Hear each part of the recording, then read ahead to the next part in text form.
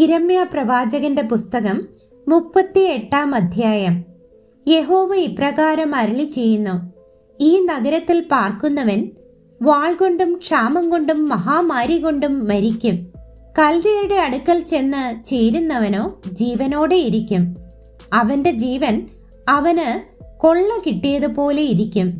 അവൻ ജീവനോടെ ഇരിക്കും എന്നും യഹോവ ഇപ്രകാരം അരുളി ചെയ്യുന്നു: ഈ നഗരം നിശ്ചയമായി ബാബേൽ രാജാവിന്റെ സൈന്യത്തിന്റെ കയ്യിൽ ഏൽപ്പിക്കപ്പെടും. അവൻ അതിനെ പിടിക്കും എന്നും ഇരമ്യാവ് സകല ജനത്തോടും പ്രസ്താവിച്ച വചനങ്ങളെ മദ്ദാന്റെ മകനായ ശെഫത്യാവും പശൂരിന്റെ മകനായ ഗെദല്യാവും ശെലെമ്യാവിന്റെ മകനായ യൂഖലും മൽക്കിയാവിന്റെ മകനായ പശൂരും കേട്ടിട്ട് പ്രഭുക്കന്മാർ രാജാവിനോട്, ഈ മനുഷ്യൻ നഗരത്തിൽ ശേഷിച്ചിരിക്കുന്ന പടയാളികൾക്കും സർവ്വജനത്തിനും ഇങ്ങനെയുള്ള വാക്ക് പറഞ്ഞ് ധൈര്യക്ഷയം വരുത്തുന്നത് കൊണ്ട് അവനെ കൊന്നു കളയണമേ. ഈ മനുഷ്യൻ ഈ ജനത്തിന്റെ നന്മയല്ല തിന്മയത്രേ അന്വേഷിക്കുന്നത് എന്ന് പറഞ്ഞു. സിദക്കിയാ രാജാവ്, ഇതാ അവൻ നിങ്ങളുടെ കയ്യിലിരിക്കുന്നു.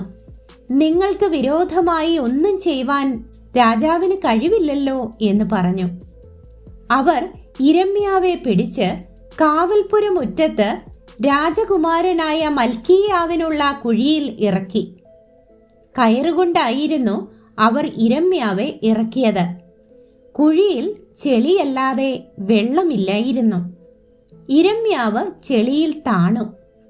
അവർ ഇരമ്യാവെ കുഴിയിൽ ഇട്ടുകളഞ്ഞു എന്ന് രാജഗൃഹത്തിൽ ഉണ്ടായിരുന്ന കൂശ്യനായ ഏബദ് മേലക് എന്ന ഷണ്ണൻ കേട്ടു. അന്ന് രാജാവ് ബെന്യാമീൻ വാതിൽക്കൽ ഇരിക്കുകയായിരുന്നു. ഏബദ് മേലക് രാജഗൃഹത്തിൽ നിന്ന് ഇറങ്ങിച്ചെന്ന് രാജാവിനോട് സംസാരിച്ചു. യജമാനനായ രാജാവേ, ഈ മനുഷ്യർ ഇരമ്യാ പ്രവാചകനോട് ചെയ്തതൊക്കെയും അന്യായമത്രേ. അവർ അവനെ കുഴിയിൽ ഇട്ട് കളഞ്ഞു. നഗരത്തിൽ അപ്പമില്ലായ്കയാൽ അവൻ അവിടെ പട്ടിണി കിടന്ന് ചാകേയുള്ളൂ എന്ന് പറഞ്ഞു. രാജാവ് കൂശ്യനായ ഏബദ് മേലക്കിനോട്, നീ ഇവിടെ നിന്ന് 30 ആളുകളെ കൂട്ടിക്കൊണ്ട് ചെന്ന് ഇരമ്യാ പ്രവാചകൻ മരിക്കും മുൻപേ അവനെ കുഴിയിൽ നിന്ന് കയറ്റിക്കൊള്ളുക എന്ന് കൽപ്പിച്ചു.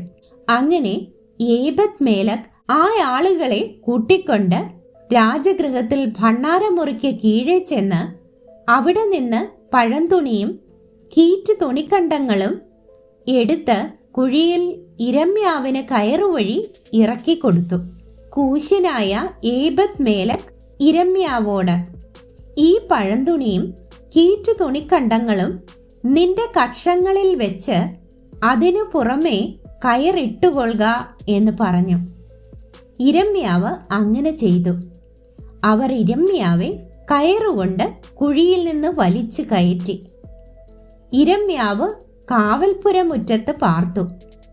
അതിന്റെ ശേഷം സിദക്കിയാ രാജാവ് ആളയച്ച് ഇരമ്യാ പ്രവാചകനെ യഹോവയുടെ ആലയത്തിലെ 3-ാം പ്രവേശനത്തിങ്കൽ തന്റെ അടുക്കൽ വരുത്തി.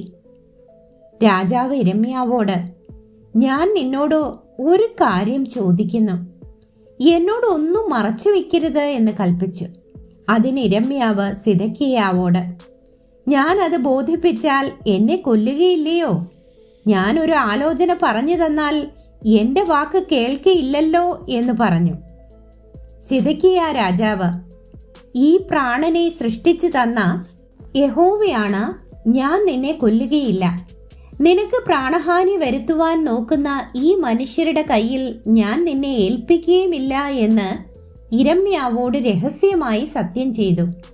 എന്നാറേ ഇരമ്യാവ് സിദക്കിയാവോട്, ഇസ്രായേലിന്റെ ദൈവമായി സൈന്യങ്ങളുടെ ദൈവമായ യഹോവ ഇപ്രകാരം അരുളി ചെയ്യുന്നു: ബാബേൽ രാജാവിന്റെ പ്രഭുക്കന്മാരുടെ അടുക്കൽ പുറത്തു ചെന്നാൽ നിനക്ക് പ്രാണരക്ഷയുണ്ടാകും. ഈ നഗരത്തെ തീ വെച്ച് ചുട്ടുകളയുകയുമില്ല.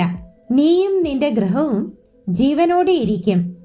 നീ ബാബേൽ രാജാവിന്റെ പ്രഭുക്കന്മാരുടെ അടുക്കൽ പുറത്തു ചെല്ലാഞ്ഞാലോ ഈ നഗരം കൽദയരുടെ കയ്യിൽ ഏൽപ്പിക്കപ്പെടും. അവർ അതിനെ തീ വെച്ച് ചുട്ടുകളയും. നീ അവരുടെ കയ്യിൽ നിന്ന് തെറ്റിയൊഴിയുകയുമില്ല എന്ന് പറഞ്ഞു.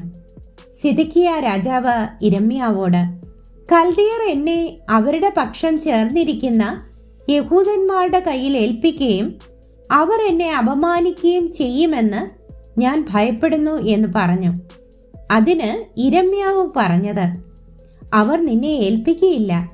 ഞാൻ ബോധിപ്പിക്കുന്ന യഹോവയുടെ വചനം കേൾക്കണമേ, എന്നാൽ നിനക്ക് നന്നായിരിക്കും. നിനക്ക് പ്രാണരക്ഷയുണ്ടാകും. പുറത്തു ചെല്ലുവാൻ നിനക്ക് മനസ്സില്ലെങ്കിലോ യഹോവ വെളിപ്പെടുത്തി തന്ന അരുളപ്പാടാവിത്. യഹൂദ രാജാവിന്റെ അരമനയിൽ ശേഷിച്ചിരിക്കുന്ന സകല സ്ത്രീകളും പുറത്ത് ബാബേൽ രാജാവിന്റെ പ്രഭുക്കന്മാരുടെ അടുക്കൽ പോകേണ്ടി വരും. നിന്റെ ചങ്ങാതിമാർ നിന്നെ വശീകരിച്ച് തോൽപ്പിച്ചു. നിന്റെ കാൽ ചെളിയിൽ താണപ്പോൾ പിന്മാറിക്കളഞ്ഞു എന്ന് അവർ പറയും. നിന്റെ സകല ഭാര്യമാരെയും മക്കളെയും പുറത്ത് കൽദയരുടെ അടുക്കൽ കൊണ്ടുപോകും. നീയും അവരുടെ കയ്യിൽ നിന്ന് ഒഴിഞ്ഞു പോകാതെ ബാബേൽ രാജാവിന്റെ കയ്യിൽ അകപ്പെടും. ഈ നഗരത്തെ തീ വെച്ച് ചുട്ടുകളയുന്നതിന് നീ ഹേതുവാകും. സിദക്കിയാവ് ഇരമ്യാവോട് പറഞ്ഞത്, ഈ കാര്യം ആരും അറിയരുത്, എന്നാൽ നീ മരിക്കയില്ല. ഞാൻ നിന്നോട് സംസാരിച്ച പ്രകാരം പ്രഭുക്കന്മാർ കേട്ടിട്ട് നിന്റെ അടുക്കൽ വന്ന്, നീ രാജാവിനോട് എന്ത് സംസാരിച്ചു? ഞങ്ങളോട് പറക, ഒന്നും മറച്ചു വെക്കരുത്. ഞങ്ങൾ നിന്നെ കൊല്ലുകയില്ല. രാജാവ് നിന്നോട് എന്ത് സംസാരിച്ചു എന്നിങ്ങനെ ചോദിച്ചാൽ നീ അവരോട്, യോനാഥാന്റെ വീട്ടിൽ കിടന്ന് മരിക്കാതെ ഇരിക്കേണ്ടതിന് എന്നെ വീണ്ടും അവിടെ അയക്കരുതേ എന്ന് ഞാൻ രാജസന്നിധിയിൽ സങ്കടം ബോധിപ്പിക്കുകയായിരുന്നു എന്ന് പറയണം. സകല പ്രഭുക്കന്മാരും ഇരമ്യാവിന്റെ അടുക്കൽ വന്ന് അവനോട് ചോദിച്ചാറേ അവൻ രാജാവ് കൽപ്പിച്ച ഈ വാക്കുപോലെയൊക്കെയും അവരോട് പറഞ്ഞു. അങ്ങനെ കാര്യം വെളിവാകാഞ്ഞതുകൊണ്ട് അവർ ഒന്നും മിണ്ടാതെ അവനെ വിട്ടുപോയി. യെരൂശലേം പിടിച്ച നാൾ വരെ ഇരമ്യാവ് കാവൽപുരമുറ്റത്ത് പാർത്തു. യെരൂശലേം പിടിച്ചപ്പോഴും അവൻ അവിടെ തന്നെ ആയിരുന്നു.